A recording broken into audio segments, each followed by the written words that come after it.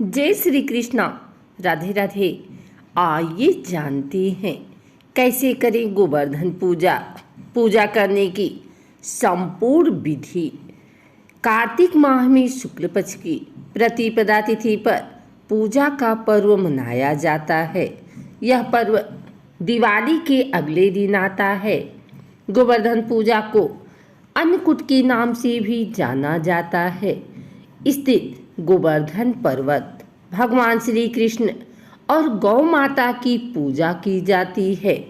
इस दिन लोग घर के आंगन में या घर के बाहर गाय के गोबर से गोवर्धन पर्वत की आकृति बनाते हैं और पूजा करते हैं। साथ ही इस दिन भगवान श्री कृष्ण को विभिन्न प्रकार के व्यंजनों का भोग लगाया जाता है। इस साल कार्तिक माह के शुक्ल पक्ष की प्रतिपदा तिथि की शुरुआत 13 नवंबर दिन सोमवार को दोपहर 2:56 से हो रही है।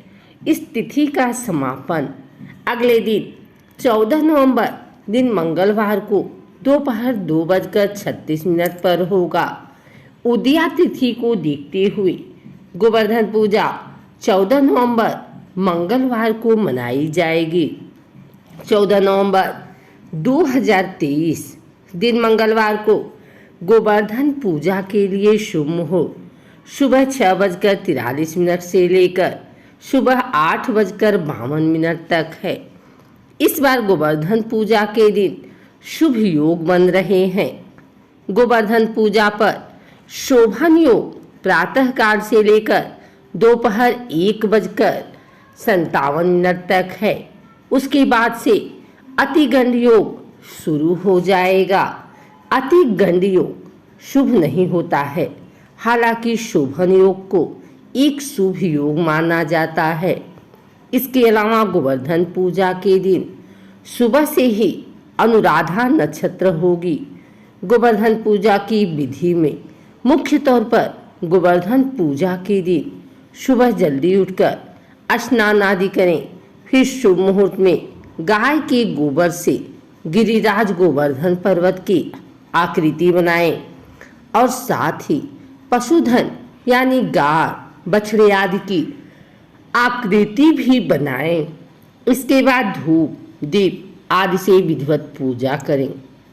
भगवान कृष्ण को दुग्ध से स्नान कराने के बाद उनका पूजन करें। इसके बाद अन्नकूट का भोग लगाएं।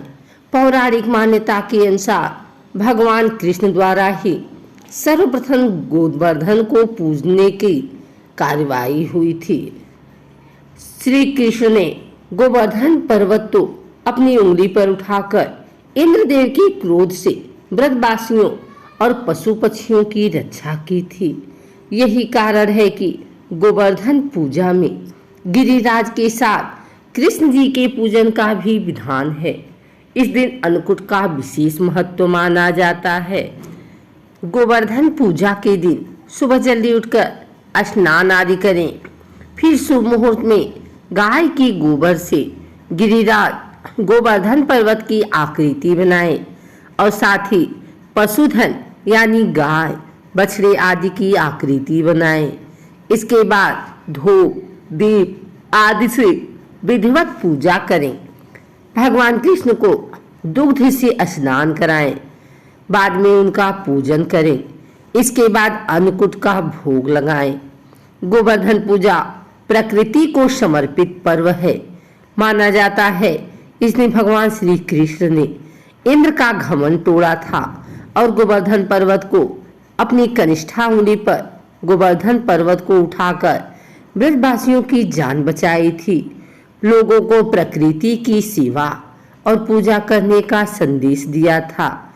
ये दिन कार्तिक मास की शुक्ल पक्ष की प्रतिपदा का दिन था। तभी तो इस दिन गोवर्धन पर्वत की पूजा की जाती है और भगवान को सभी तरह की मौसमी सब्जियों से तैयार कर अन्नकूट का भोग लगाया जाता है।